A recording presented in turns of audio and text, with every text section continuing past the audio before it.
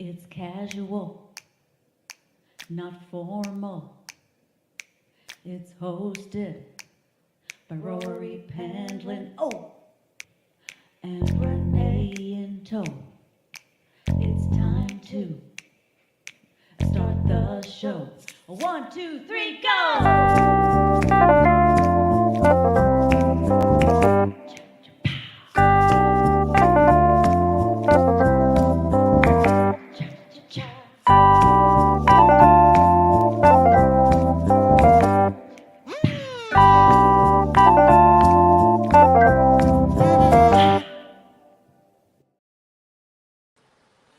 Welcome to, I believe this is the 101st episode of It's Casual, the 2020 version, 21 version. Welcome, and let me bring up Renee Yaworski, my lovely co-host and producer.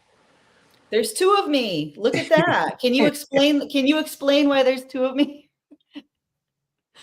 Well, there's actually more than two, isn't there? There's a couple of other paintings of Jamie you back there as well. Jamie did this. I wouldn't be a good meteorologist. Okay, so Jamie did this one. Sandy did this one of a character that I wrote, and this one is actually me by Rory Pendlin. I painted that one. And you can actually find that on Cosmos Creative TV. If you go to the YouTube and look at Painting with Rory, you can actually see that episode and watch him do it. Okay, I was hoping that that Cary would not hear anybody talk about Painting with Rory. Anyway, I love it. They do trivia. You guys do trivia. It's fantastic. I love it. Monty Python would say it's a silly show. Well, you are a comedian, Rory. You are a comedian, so I think it fits your brand. And you're also an artist and an art collector, and it's very Rory Pendlin-ish. But yes, this is 101. So we're coming back in swinging 101. That is amazing. Yeah. And what an amazing guest to start off the entire year. Talk a little bit about this guest and how you found him. Well, I knew this fellow in Tampa Bay back when I was doing the original It's Casual show for Jones Public Access. Hopefully he's going to talk about that. We're going to talk about that in a minute. Can we play a few, like a smidgen of his reel? A smidgen. I love that word, a smidgen. He's a radio host and he is a podcast producer. Cary Harrison. This is some footage. He is worthwhile and has something to say and enlightens me. Because for some odd reason, we can't figure this out. If it's easy and natural, it's more expensive. But if you have to process it through 1,000 levels and millions of people working on it, it's cheaper. And it's funny, if you go to Europe and go to a grocery store, here we have our little organic kiosk in the corner, right? And then 9 aisles of ammoniac trisulfate, D-alpha-chloroquine, or Twinkies, right? Their organic section is the whole store. And then you have to go find the one that has the chemical food. I am Clint Eastwood, and I'm a Harrison Hellraiser. You got that? Cary always laughs when he climaxes. Why do you laugh? Well, when you're with somebody and you like somebody, it's a joyous thing. And there's a nerve in the human body, by the way. Yes. Some people have paroxysms and flail and have little earthquakes. I laugh. So you laugh every time you have a climax. Is the corollary true? Every time you laugh, are you having a climax? Yes. Find something you like to do that you're passionate about, that you're good at, and just do it. Absolutely. Now, I promised that we would tease you with something, or I teased something that you probably have not heard in about 30 years. Okay. And so we found this in the vault. It was a reel-to-reel tape with dust on it. Yes. That happened in 1974. Okay. And I'm just going to have to kind of spoil it here. We'll go to the phones just a minute, by the way. Everybody on hold. Hold on a second. We are talking to Rob Reiner live. Here's what happened. It was flown in by airplane back then. There was no FedEx. The transcripts to something that had just happened that was newsmaking. And I referenced Carl Bernstein, who I humped the pant leg of last night when we got honored. Yeah. And so we found audio of you and Mama Cass Elliott reading the Nixon transcripts that were not yet publicly available. Right. These had been leaked. We were you were the only ones. And this was the first time any of the residents of Earth would hear this. Right. I remember doing this. Hi, I'm Rob Reiner. I'll be playing Ehrlichman. I am Eugene Trubnik, and I'll be playing Mr. Nixon. I'm Cass Elliott, and I'll be playing Haldeman. And now... So let's go ahead Oh my and God. Cary Harrison. This is crazy. This is I can't even believe that. Let's bring him up. Let's bring up All Cary right. so he can talk to us about that. It is a nice treat to be with you. I have not seen that in a while. Really forgot. I'm like, God, I got to use that stuff again. It's great. It's good stuff. So you and I met in Tampa Bay. We both had shows on Jones Public Access Cable. And my fondest memory of you was you used to call up the other shows on the network. You would do voices, and you would punk the hosts and their guests. They were all live call-in shows. I don't know why, but they were all live call-in shows. But anytime I heard this voice, I knew it was going to be you. And you do a great Cliff Clavin, by the way. Well, thank you. I also did Old Women. Nothing was off the table. Nothing. And it was fun. We should probably rewind for a second, because the era of cable, first of all, cable, remember that? It was a box on your TV that went to poles and then a head end and hubs and a big satellite dish somewhere pulling down what you now call Netflix, Hulu, Disney. Like, I have that on an app, right? This is where you get it. You used to have to pay, and some people still do, $150 a month to watch HBO. Woo! And so this was the world. But the law back then, and this is the last century to be sure, there was something called the Fairness Doctrine. And what that required was whatever you put on broadcast, radio, television, there had to be equal time for the opposing view. So let's say you had a Klan rally, which they did, by the way, on cable. Yes, you remember that, Rory. You had to have not Klan rallies for equal time. So since cable systems were running Fox News and running whatever, nobody actually could counter any of the content on there. And so Congress, that we still had a Congress back then, kind of. With the end of what was then to become the end of Congress as we knew it then. We don't know it today, do we? Jewish lasers. I don't know what it is today. But back then, they understood that they had to offer some kind of balance in this. So each cable system was required to have a single channel where the people in the area could come on and say, that's bullshit, something, etc. You can say that on my show. It's okay. All right, that's bull feathers. So yeah, there was a program on public access called Race and Reason, right? Yes, yes, there was. Race and Reason. I forget. He's got to be dead now. He was a geezer then. And he was a white supremacist. Now, this would be kind of normal today. Maybe the former president would refer to him as a nice man, probably. But this guy was an unabashed Nazi. Yeah, full on, real deal mud people is what he called people who didn't look like Rory. Oh, man. Yeah, it was. But the thing that was beautiful about these channels is they were First Amendment havens. So technically, you could say anything you wanted, anything. And that was kind of the point, because the networks didn't just say whatever they wanted. They were selling cars and sort of pushing people politically. But this allowed for balance. So it was really quite a fun place to play. It was. And I remember hearing stories about how the head of that station was pulling out her hair all the time because people were just really getting crazy with the shows. And like you said, just saying what they wanted. And there was a lot of backlash from that, I think. Yeah, she also, had her own political leanings, and she lent in a way that did not lean with the white supremacists, and occasionally, and also didn't lean with a lot of the rest of us, because we were just doing our own thing too. So in her perfect world, we would have been doing knitting classes and teaching meditation for like 24 hours a day. But that's not the point of the channel. They have those now everywhere for dogs. Yeah, it's all over the place. This was supposed to be a place of discussion.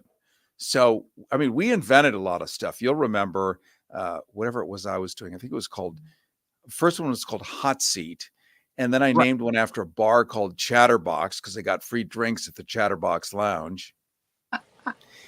And, you know, we would bring people on, but it was 20 years before Colbert, who literally was doing the same thing 20 years later, dressing up in Brooks Brothers suits, pretending to be a right-wing Republican, bringing on liberals to like interview them.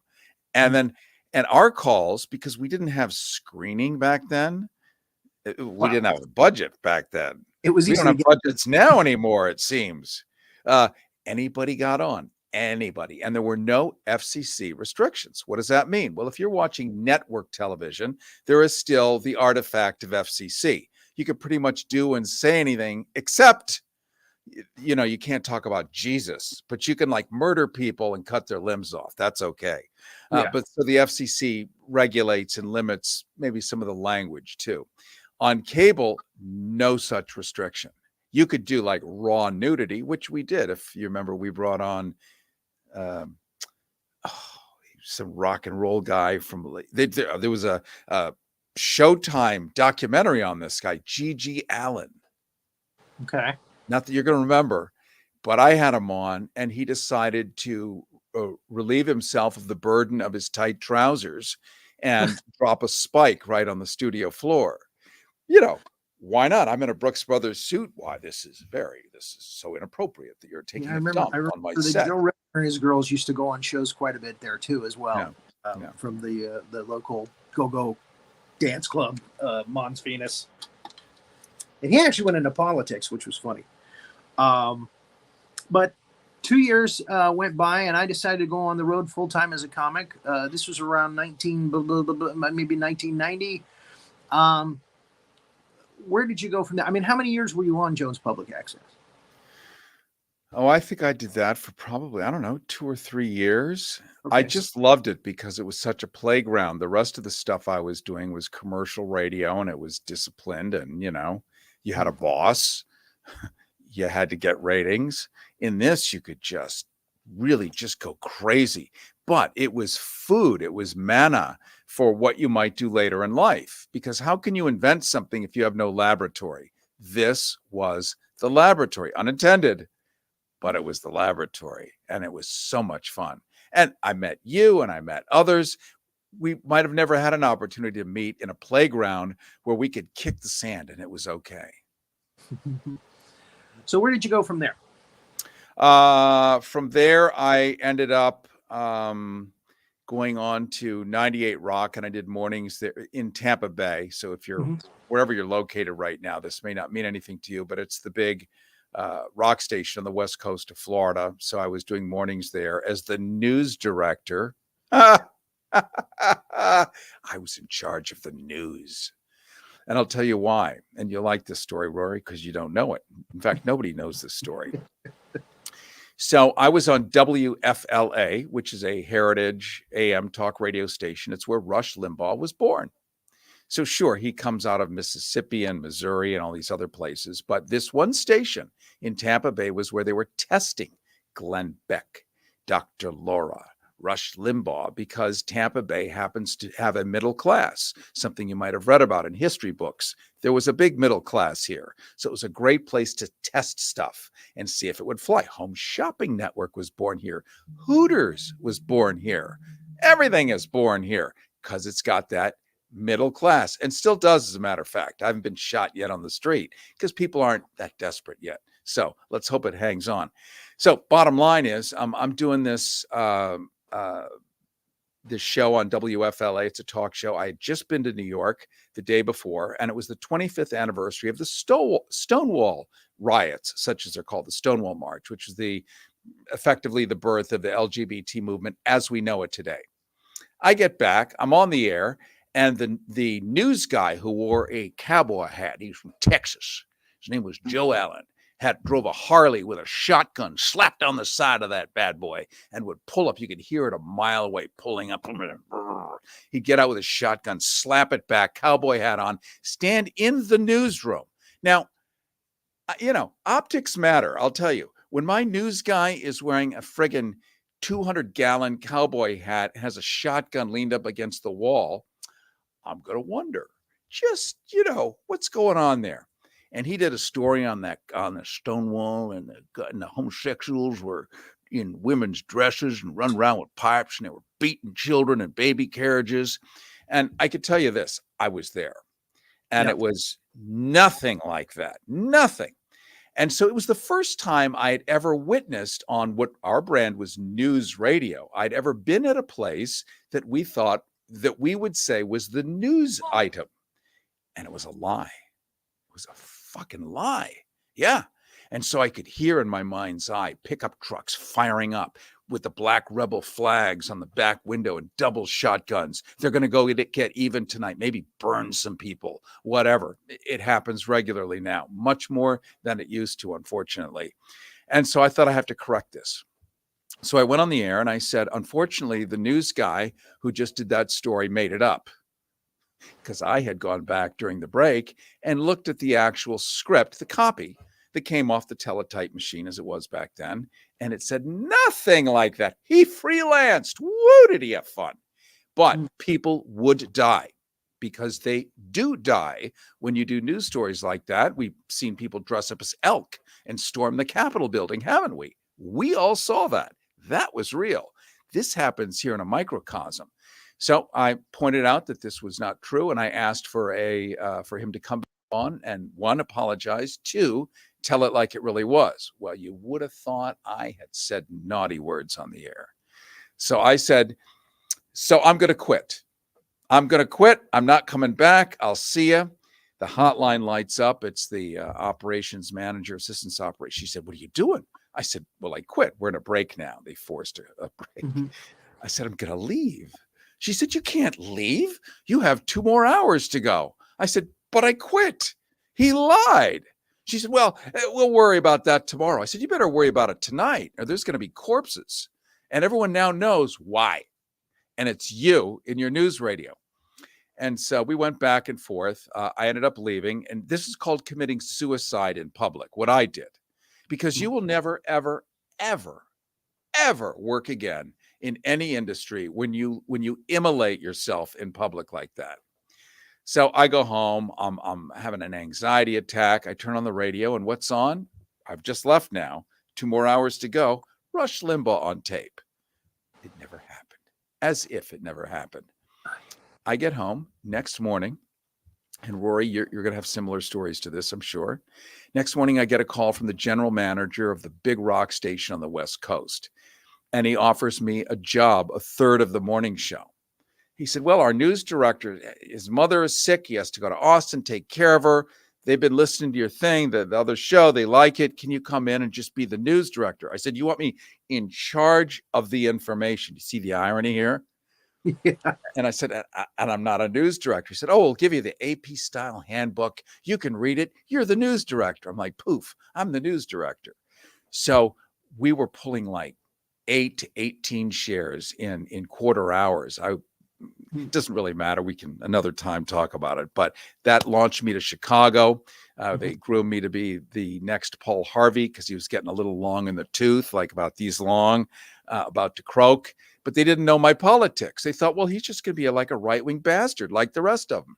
Get on there and just slam everyone. I was like, no, I want peace and love. I want clean water to drink, fresh air.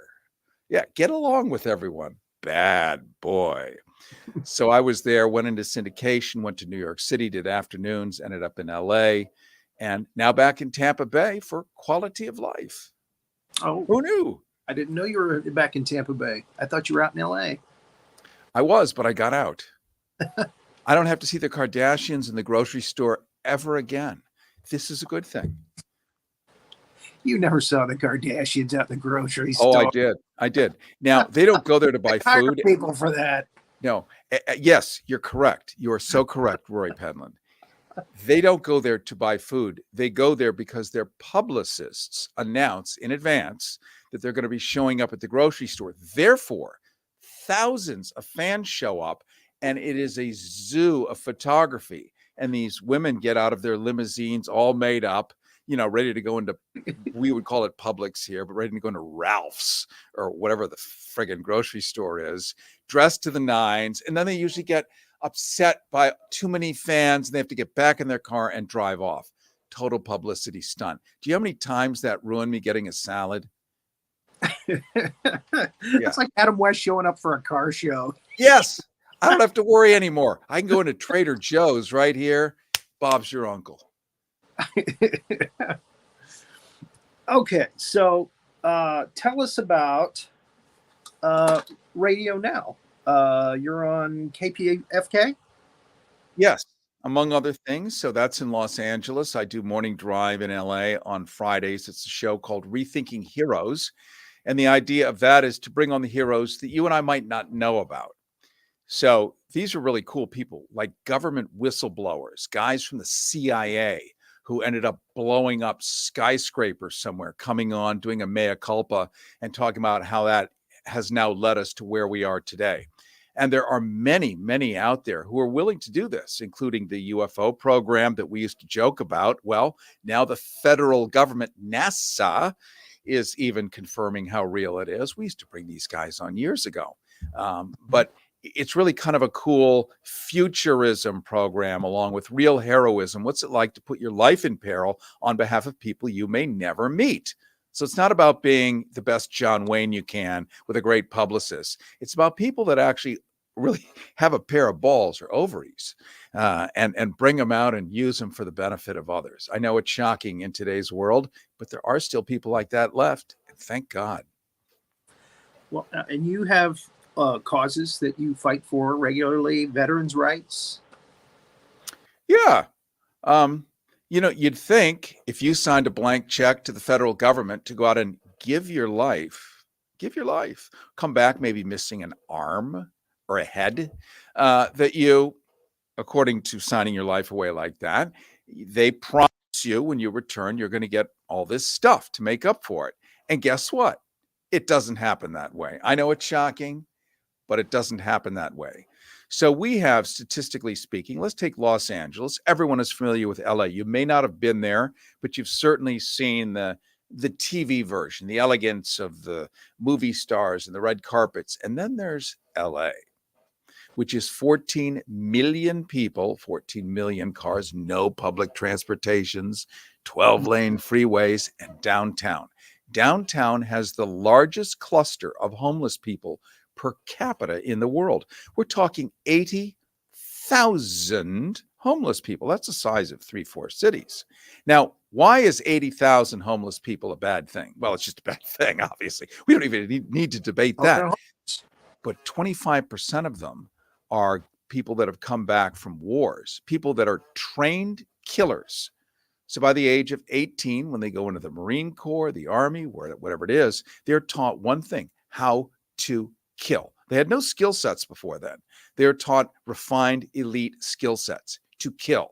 They come back, they're expecting to get ameliorative care, palliative care, mental health care. They get nothing. So they starve to death. And by the way, all the free medicine they should be getting for the rest of their life, they don't get that either, because unless they can demonstrate, which takes lawyers and other things, that whatever sickness they have was directly connected to a pinpointable moment of actual combat, it's not covered, which means they have to get health insurance like you and me, and they're not really employable. Why are they not employable?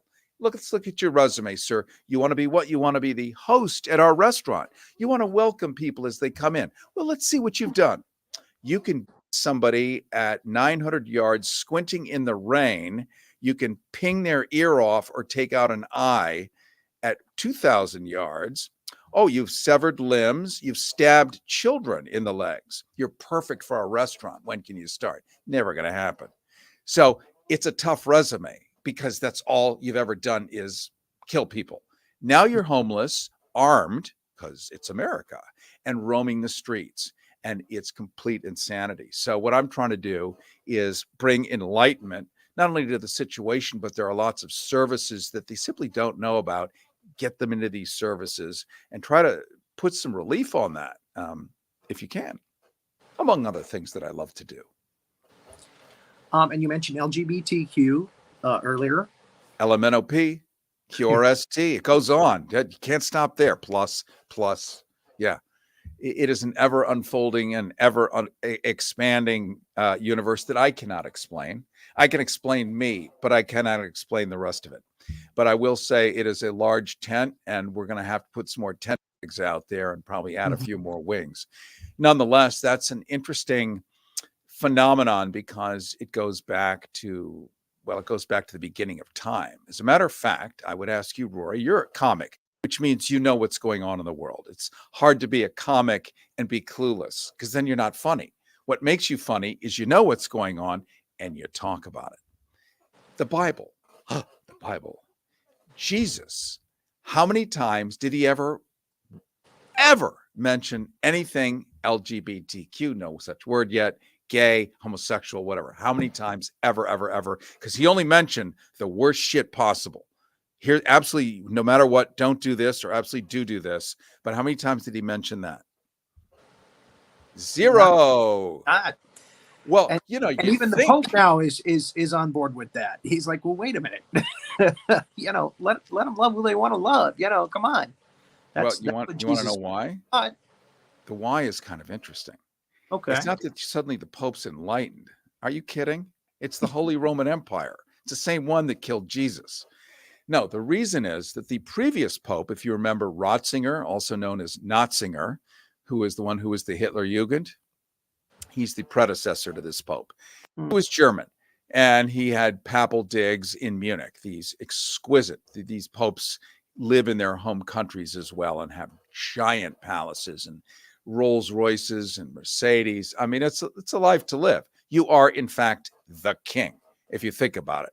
You have the Pope in the Vatican, who is the king in his own sovereign nation, and then you're just representing everybody.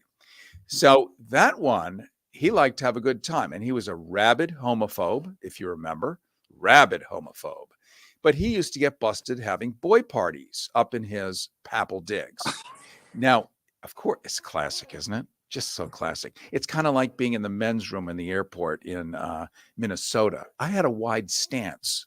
You see, when I sit on the toilet, my feet jut out under the sides of, don't yours? No.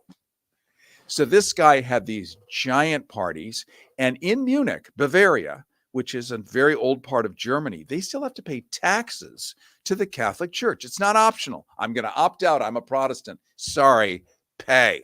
So everyone is underwriting this guy's lifestyle, and he's having these boy parties, and they're loud, they're obstreperous, so he gets recalled or retired. How many popes have ever, the most powerful man in the world, running the largest real estate empire in the world, how many of them have ever retired? Yeah, that was fun. I think I'll go play golf. None. This guy did. They brought him back with his tail between his legs. Yeah. Rebranded the Pope. Oh, yeah. I remember when I was a kid, the popes had to die. They would do the smoke up there to the ceiling and everything. Oh, he's gone. We got to get another Pope. Yes, and so they rebranded a Pope, and they gave us the climate change Pope. They gave us the gay friendly Pope. They gave us the Pope, the open-minded Pope, the Pope, whatever he is. He's not really against anything, and he's not really for anything. He's a great guy. You'd want to have a sandwich with him. A sandwich with the Pope. Yes. What kind of sandwich would you have with the Pope? Probably watercress. I think they probably monitor his diet because at his age, shoving him full of sausages and red meat, I think they know what the outcome is going to be on that. And if you have a light this is the way of royalty too.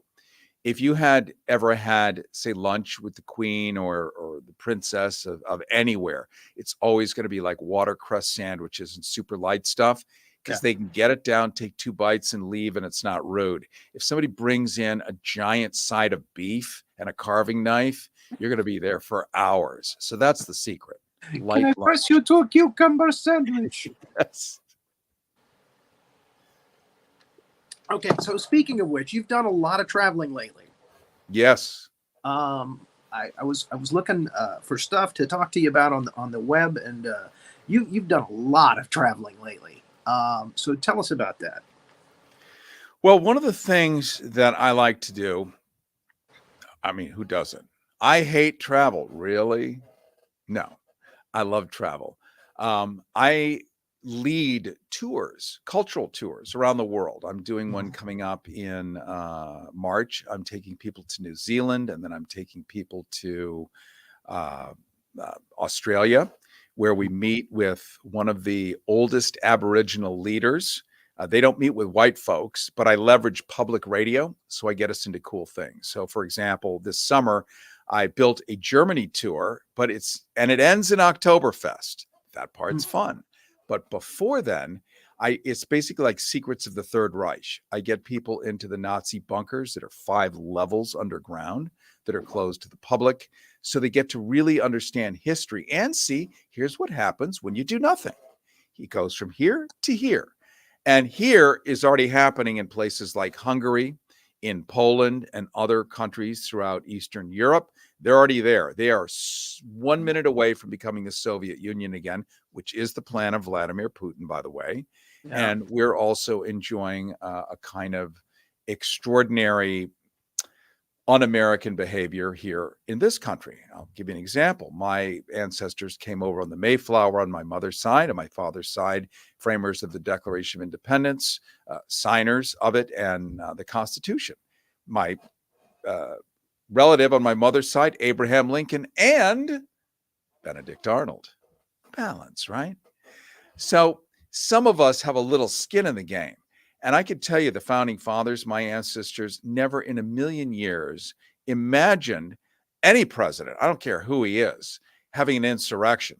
That's why even during the Civil War, when the 14th Amendment came around and they talked about insurrection, they didn't imagine, let's throw in the president while we're at it.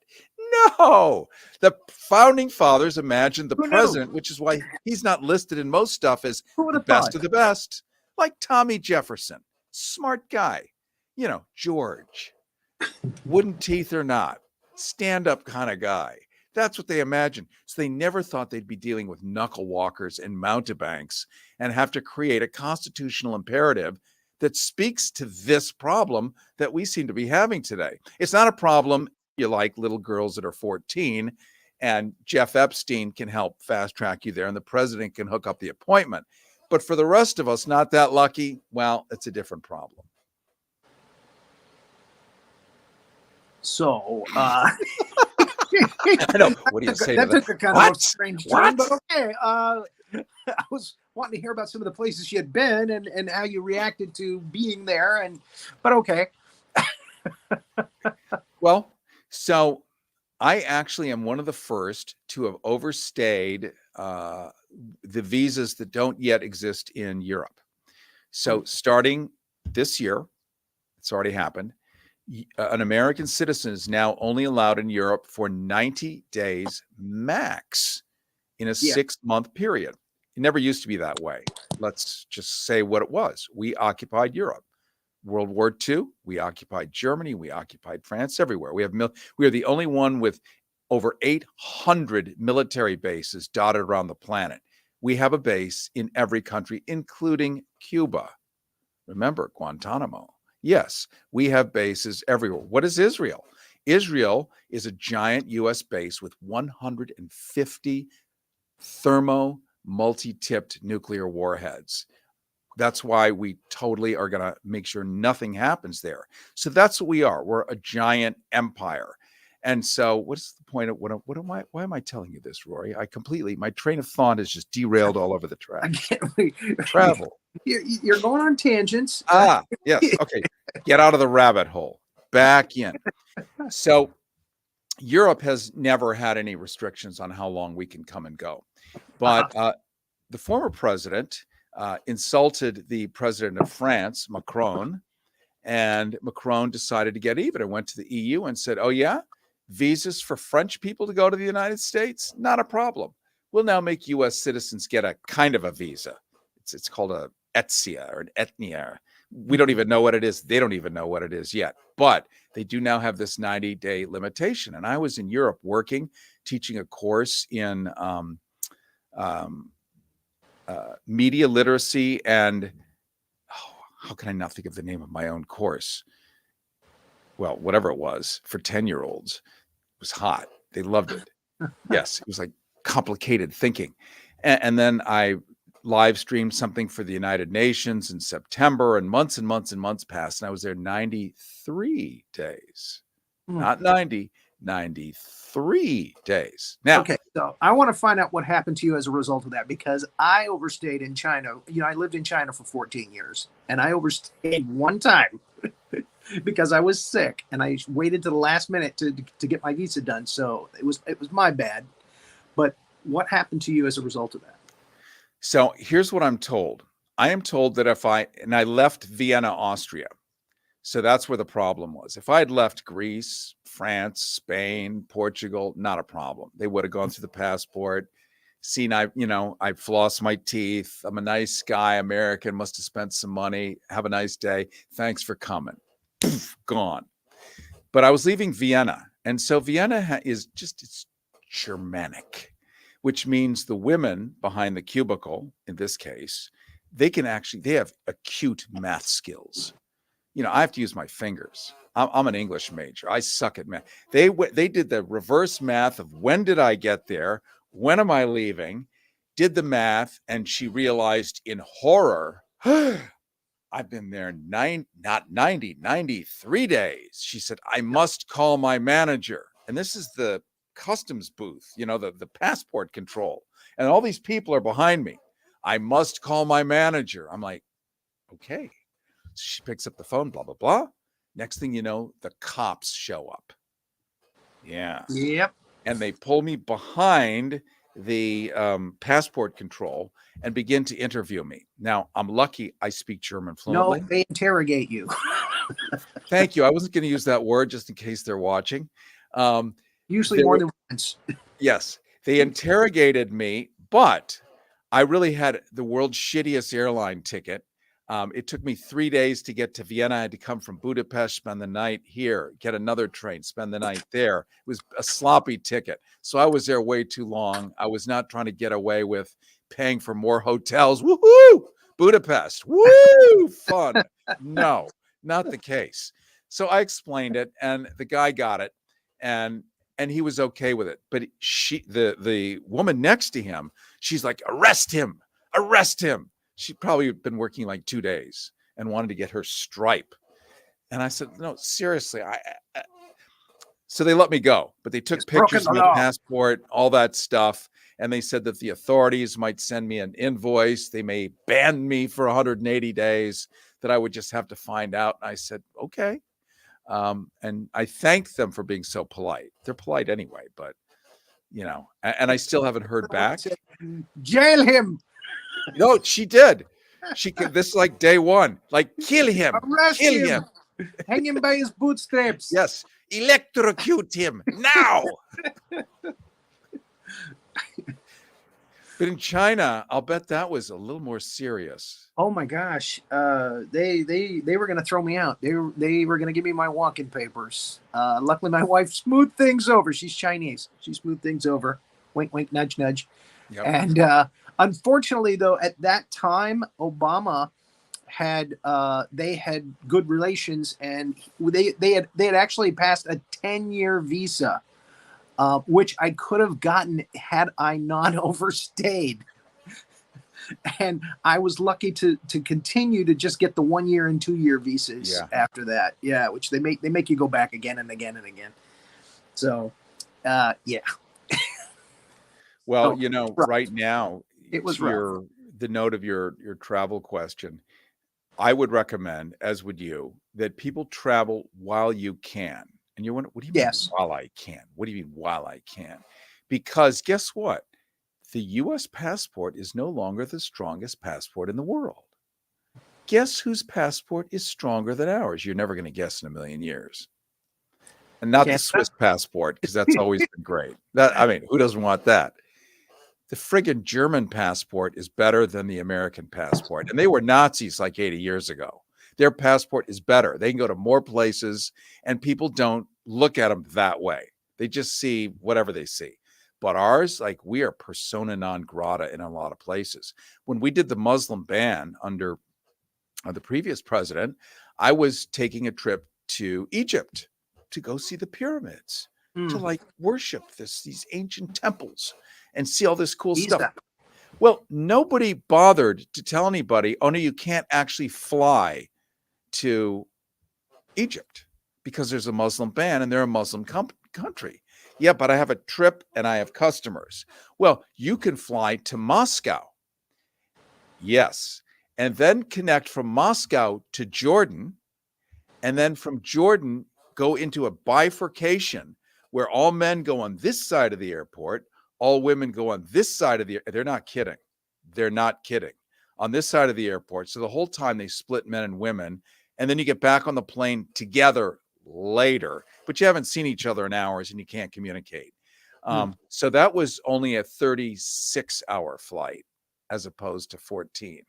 But that was the Muslim ban because we forget. We think, no, we're so great that we're just not letting them folks here. No. Here is wherever here the Muslims are. And if I'm going to them, same rules apply. So that's why I say go while you can, because geopolitics are so rancorous right now. Ukraine is causing such a problem. We don't know where that's going to go. We've got the Middle East. We've got the issue with Israel and Palestine. We've got all the neighboring countries in turmoil and boil right now. So if you think you could just pop off in a couple of years when you're feeling retired or feeling rich, no. Whatever it costs, whatever it takes, see it now because it will be gone. It will be gone soon. The way that these temples, let's just take the potential is there. Yes. These temples, these great ancient temples are being attacked and destroyed on a daily basis.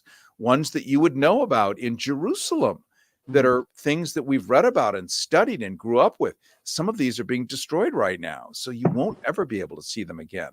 So whatever way you can figure it out, go do it. Get them while they're hot, as they would say in Wrigley Field. All right. So you have interviewed a lot of important people.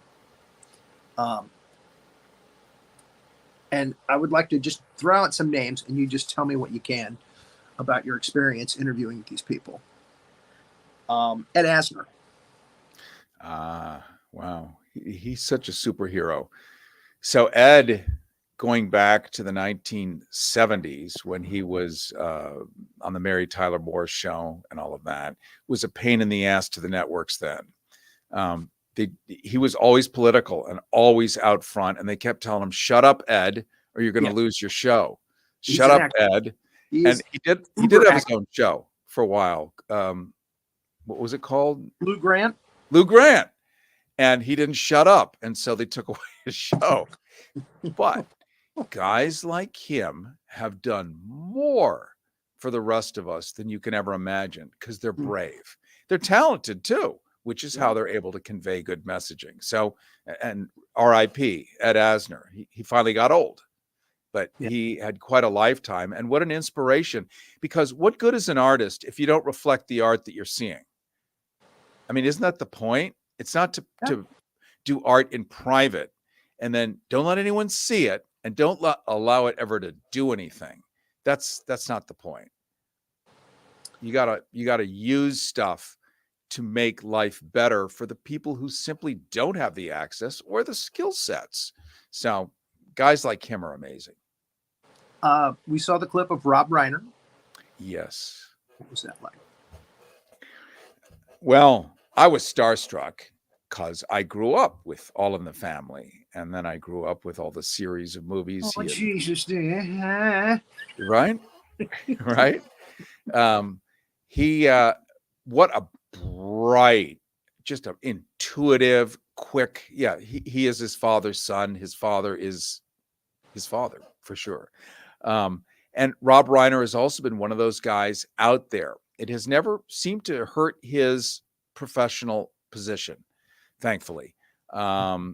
But he's just another one who's just brave and alert and out there. And I thrive around smart, cool, dynamic people.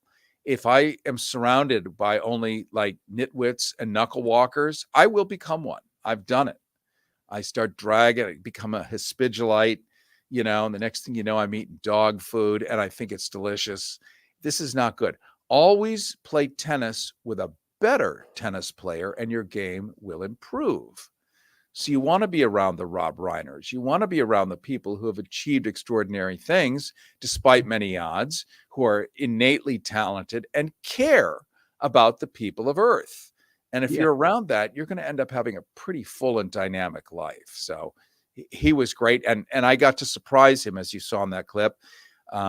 Yes. He had not ever heard that. It went out live.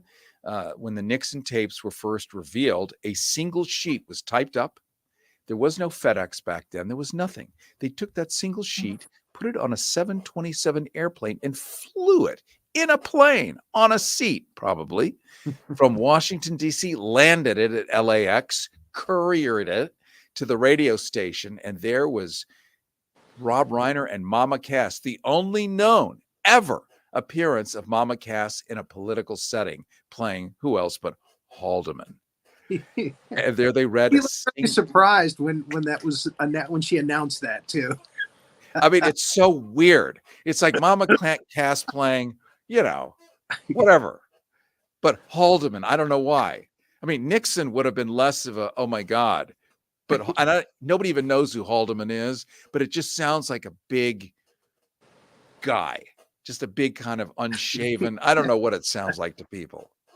But I hope their Nixon guy sounded like Nixon. Not so much. But he was Rob's, I think he was the guy who got the actual sheet. So he got to be Nixon. He got to be Nixon. Yeah, he got to be Nixon. So but watching Rob Reiner's expression, the real joy of reliving history making. So we have to remember, in the 1960s and 70s, these public radio stations, NPR wasn't born yet. So Pacifica was public radio. It was listener supported, and they were radical bastards. When what's her name? Who was on the bus? Why can't I think of her name? She got on the bus. She did not go to the back. Naughty girl. Come on, Rory, help me out here.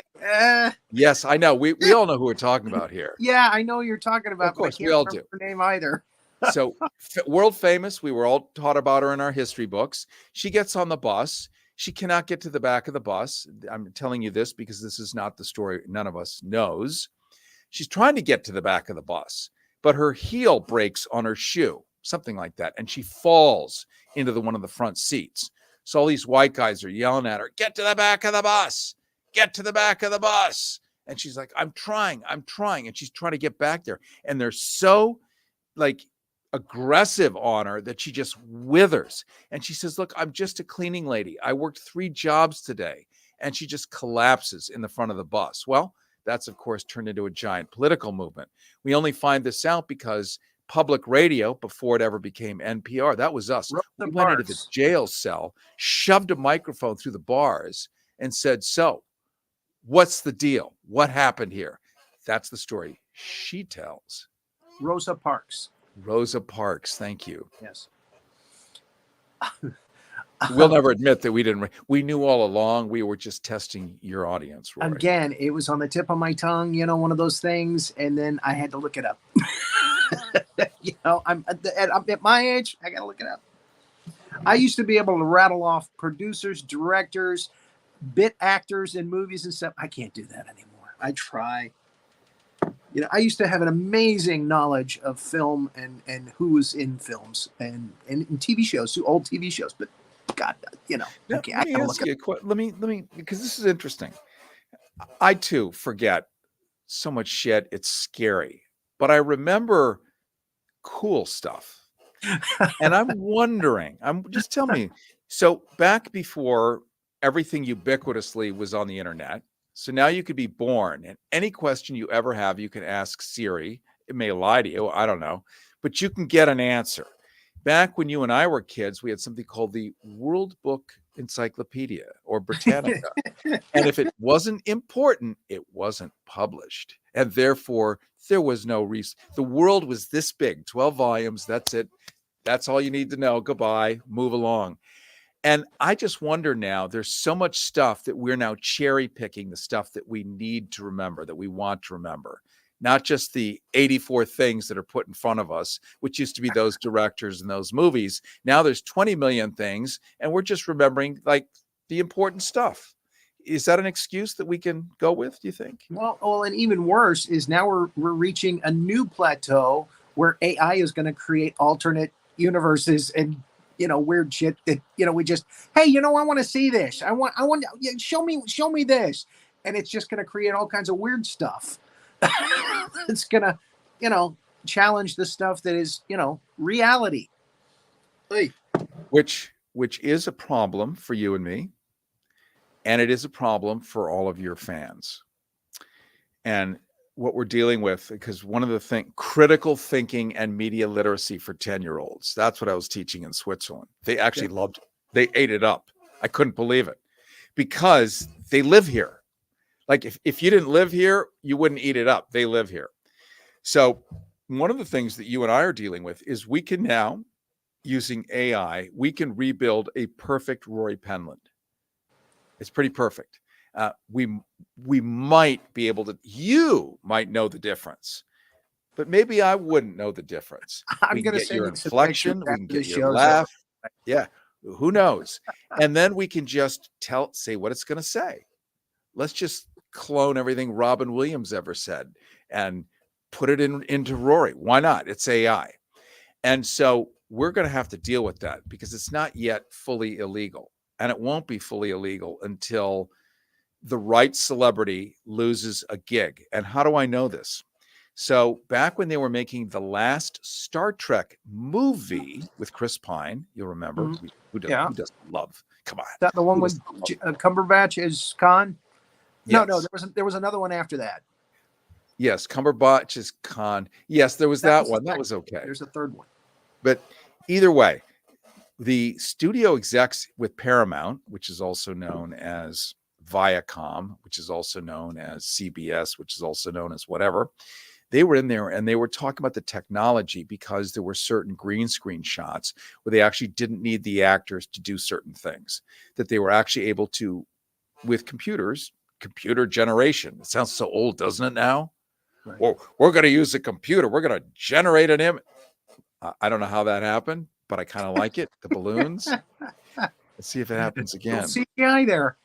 Uh-oh. AI. Look, there it is. I swear to God. I didn't do it. Look, my hands are free. So they were using computer generated images, and they were saying we can do Chris, we can do Cumberbatch, we can do whatever we want to do. We won't need to pay these actors $20 million anymore. We can just license their images, their likenesses for, a couple of million. I mean, what's a couple of million versus 20 million? Talk about profit margins going up. That's why I'm not doing this. Do you agree? Are you doing that? Renee? I mean, did you do the fireworks in my shot there? No, it's Facebook and it's the Instagram thing. If you do a thumbs up now, they're integrating it with AI. They're also trying. Yeah. See. Okay, it's AI. There it is. AI getting revenge already.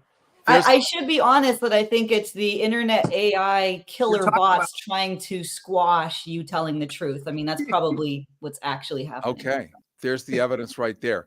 Bottom line is they were talking about that's going to be the future. And so with the recent strike that we had in Los Angeles, where the writers said, you can never, ever, ever use AI to replace us, and they won that, we'll see how much they won. Because we can just rename AI and call it IA. And there it is. So let's find out. Intelligence artificial. Yes. Yes, exactly. Oh, man. Yeah, I said years ago, decades ago, that eventually computers and CGI, you would be able to do a movie with like John Wayne and Marilyn Monroe and people that have been gone And they even did that kind of on a couple of episodes of like the Tales from the Crypt. They did like a Humphrey Bogart thing on that show where they AI Humphrey Bogart into, an episode of the TV show. So it's scary. It really is. You remember, speaking of Star Trek, people are going to think I'm a Trekkie. Well, maybe I am. So what? But there was an episode in, I think it was Deep Space Nine, or okay. Was it? There's somebody interviewed. I did not like Deep Space Nine, so I'm sorry about that. But they did one episode with tribbles, and they took that cast and went back to the original Captain Kirk Star Trek with the tribbles, and edited together using computer-generated images and all kinds of cool overlaps. And by God, it looked totally real. Kirk standing next to so-and-so having a conversation. And so that was 10 years ago. So, for the rest of us out there, you have to think, what is it that I can do that AI cannot?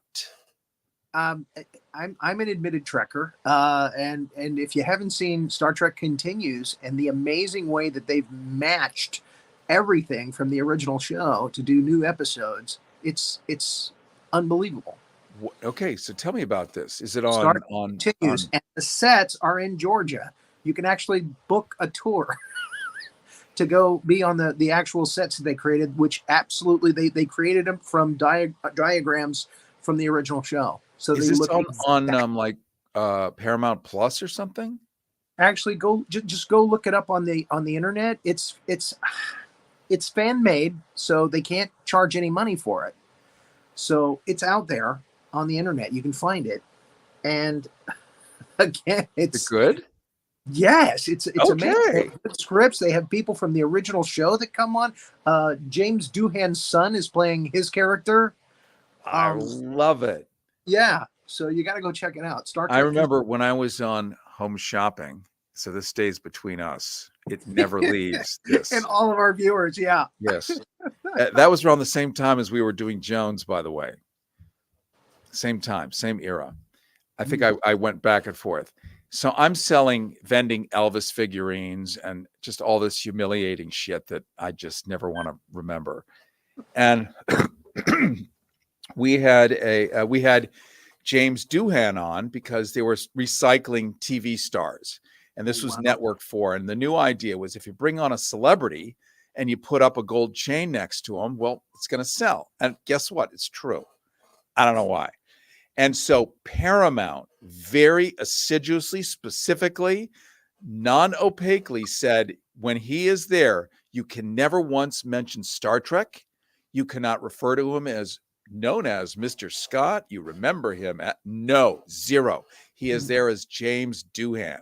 Like, what's the point? I mean, we love him, but that was it. So no beaming, nothing. So we had new digital effects there. And I had a great director who ended up being a good friend of mine. And I said, well, he can't beam onto the set, but I can. So I did it all. He didn't do anything. And never once mentioned Star Trek or the rest of it. And that was really cool. And then you want to know how I got fired? Not from that? Tell anybody. You can't. No, that was clever. We sold a lot of Elvis figurines or whatever it was. I had this boss who was a drinker, and he was the kind of guy that had drunk, that had sweated yellow rings into the sleeves of his coat. I don't know if you've ever seen that, but if you do, run. So, and he was a smoker, had the yellow fingertips, talk like this. There you go.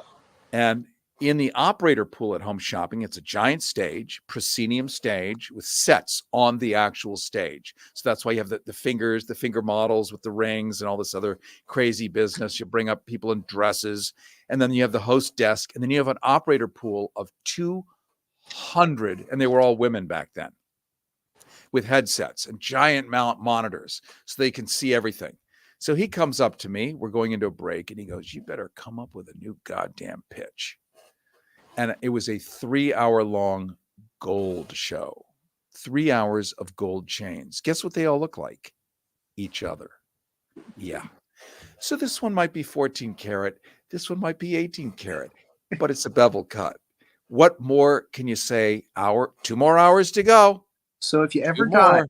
and you end up in hell, Yeah. Oh, I hated these you're things gonna like relive poison. that night. Oh my God, these are the worst torture you could ever go through, trying to say something unique about the same thing 1,000 times over. So he's like he's hungover. I can smell the scotch, the cigarettes. And I'm just in that mood. He kind of whacks me in the small of the back, because you could do that back then. There was no HR. Remember the era before HR? Like, you just do what you do. And this is in front of like 100 of these operators, 200 of them, who I got along with, but I'm humiliated. So I said, "You want a new goddamn pitch? You got it." So I came back, got to the commercial. I said, "Ladies, have I got something for you?" Now, some of you will have seen this before in life. Most of you never have, but every single one of you has always wanted to. It's 8 inches long. It's hard as a rock. It's in my lap, and it's coming up right now. And I pulled up an 8-inch long gold chain, sold every one of them out in 2 minutes, $20,000 pop. My last show. Yes. You're done. You never work. No, I got promoted. Isn't that classic? Yeah, they let me invent something called the war room in the back. But anyway, those are the old days. You have a lot of respect for being knowledgeable and to the point, and you do your homework. Well, yeah. You know your stuff. You're talking about when interviewing people or doing shows. Yeah. Well, again, people seem to understand that you are top tier. Oh, well, thank you. You really do your homework and you do your stuff. Is there anything that you haven't mentioned here? Anybody that you would like to have interviewed, but you never got the chance to? Woulda, shoulda, coulda. Well, I've been lucky. I've interviewed Obama. I've interviewed Secretary Kerry, Al Gore, really many presidents, many congressmen, senators, world leaders, blah, blah, blah. But the ones that I think probably touched me the most are simple people. I'll give you an example. There's a guy named Jeff Key. You wouldn't know his name from Adam. He is a decorated Marine who was in Iraq, 6'4", joined the Marines at 34, which is too late. They don't let you, but he's a big son of a bitch, and they let him do it. And he came out on CNN during Don't Ask, Don't Tell. That was a problem. Let me tell you, the whole country was built. Every part of the armed forces was integrated with Don't Ask, Don't Tell. And he told on CNN. Rumsfeld personally called him into the office, and he would not relent. Here's why. He said, "I took an oath to defend the Constitution and tell the truth. Period. Tell the truth and defend the Constitution." That's exactly what I'm doing. I mean, what's the counter to that? It was beautiful. And it literally changed the mechanics of the way the government works in many positive ways. These are the ones that nobody knows about that are really cool. Seeing you after, 3 years or whatever it's been since I'm kidding, more than 3 years since you and I were together at Joe's dinner table. Yeah, 30 years. Okay, let's just say 3 fucking decades. When we were, and that was a state-of-the-art facility too. I don't know who paid for that thing. Hey, we look the same. That's good. You guys got to cost. We're lucky. We're lucky. Something. Yeah. But I remember you fondly. I remember you were always one of the nice guys in that. And there were unnice guys in that place. You remember there were a lot of them were chewing barbed wire and had busted glass coming out of them. And, or they were doing Klan rallies. And you were always like Mr. Cool, Mr. Nice Guy. And so this is like a real treat to come back and like revisit some of this stuff with you. So I appreciate it. As for me as well, I really was excited when you agreed to come on the show. I was like, oh man, we're going to relive some memories and we're going to talk about some cool shit. So I always love that, so how can our viewers find you on the internet? I know you've got your website, goharrison.com. Yeah, you can go there. You can go to the rethinkingheroes.com, rethinkingheroes.com. Do you like the way I just kind of said that 3 times? Rethinkingheroes.com. CaryHarrison.com, or just rethinkingheroes.com, at Go Harrison, at the Cary Harrison, or just Google. Look at Google. Just Google Cary Harrison, and all kinds of stuff may come Cary up. Harrison. Yeah, could come up. Awesome. Thank you so much. We went 5 minutes over time, but again, so good to see you again. And I hope we see more of each other. Well, I'll have you on my thingy. Well, okay then. I mean, I've been itching to do something cool and fun like this because it's been a while. This freelance, no holds barred. I love it. So I'm going to slap one together and I'm going to have you on, and then you'll be on the hot seat. Oh. And we'll have some fun. I don't like to think of being on my show as being in a hot seat, though. I mean, we usually have a good time with our guests. We have a lot of fun. Felt the temperature of the seat. It has nothing to do with you. Okay. Well, again, I try not to put my guests on the spot. No, this is like super fun. So you've inspired me to concoct something, just a few of them, but you'll be part of them for sure, because this is great fun. Awesome. Thank you all so much for coming and watching the show. And thank you again, Cary Harrison, for coming on with us and telling us what it is. Well, if they can walk away with knowing what it is, then you and I did good today, my friend. Indeed. I have doubts, but we can only hope.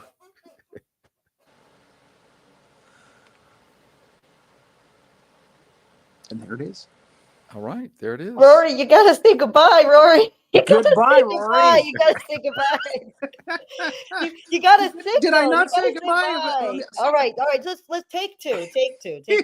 Thank you, Cary, for being here. This was great. Thank you to our live audience, and goodbye.